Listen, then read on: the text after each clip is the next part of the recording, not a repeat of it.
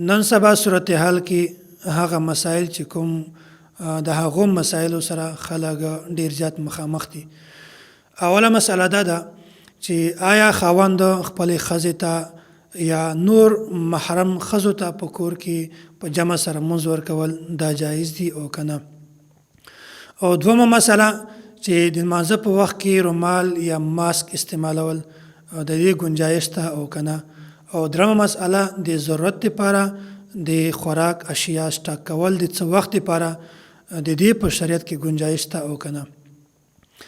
نو کومه ما چې اوله مسله ده چې خاوند خپلې ښځې ته په کور کې یا داسې هغه ښځې چې هغه د محرم وي په کور کې په جمع سره لمونځ ورکولی شي. د دې ترتیب دا ده که چیرته دوه کسان وي یعنی یو خاوند وي او د ده ښځه وي، دا ښځه به په خاوند نه دومره شاته درېږي چې د سجدې په حالت کې د ښځې سر د خاوند د پښو نه هم شاته وي.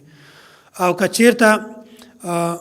پلار وي او د ده سره بچی وي او درم نمبر کې د ده ښځه وي، د دې د لمانځه ترتیب دا ده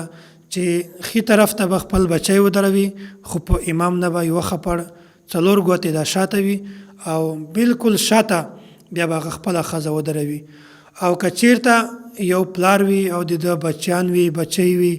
یا داسې محرم ښځې وي په کور کې، نو د هغه د لمانځو ترتیب دا ده چې اول به امام ودرېږي، بیا به دوم صف کې اول صف کې خپل نارینه بچیان ودروي او درم صف کې خپلې بچی او ښځه یا نور داسې هغه ښځې چې هغه د محرم وي دا که ودرېږي، نو په دا ترتیب باندې د جمع لمونځ دی کولی شي. او کومه چې دومه مسئله ده چې د لمانځه په وخت کې ماسک استعمالول یا رومال په خوله باندې تړل د دې گنجایش ته او که نه. بغیر د څه ضرورت نه ماسک استعمالول په لمانځه کې یا رومال په خوله باندې تړل په لمانځه کې دا نامناسب دي. البته د ضرورت په وخت کې یا داسې بیماری په وخت کې چې هغه بیماری خلکو ته منتقلیږي په داسې وخت کې ماسک استعمالول دا جایز دي، هیڅ قباحت نشته. او درېمه مسئله چې د ضرورت لپاره د خوراک اشیا استعمالول سټاک کول ذخیره کول،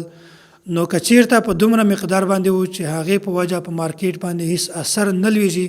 نو دا ټیک دي.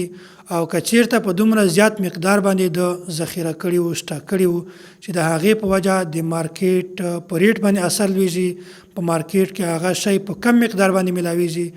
نو په داسې وخت کې دومره زیات شی ذخیره کول دا ټیک نه دي.